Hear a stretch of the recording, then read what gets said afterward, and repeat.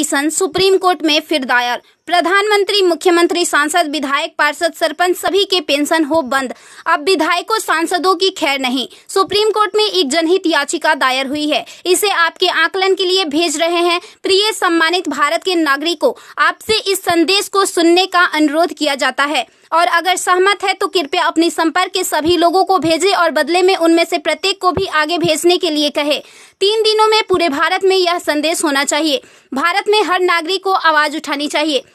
2018 का सुधार अधिनियम। सांसदों को पेंशन नहीं मिलनी चाहिए क्योंकि राजनीति कोई नौकरी या रोजगार नहीं बल्कि एक निःशुल्क सेवा है।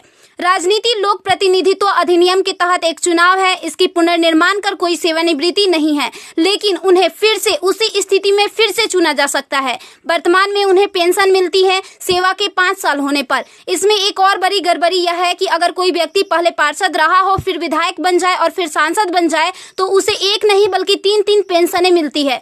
यह देश के नागरिकों के साथ बहुत बड़ा विश्वासघात है जो तुरंत बंद होना चाहिए।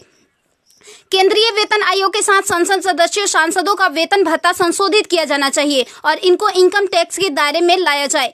वर्तमान में वे स्वयं के लिए मतदान करके मनमाने ढंग से अपने वेतन व भत्ते बढ़ा देते हैं और फिर उस समय सभी दलों के सुर एक हो जाते हैं। इसके उल्टा जो व्यक्ति अपने जीवन काल में 30 या 40 वर्षों तक शासकीय सेवा कर सेवानिवृत्त होता है, उसकी पेंशन बंद कर दिया जाता है।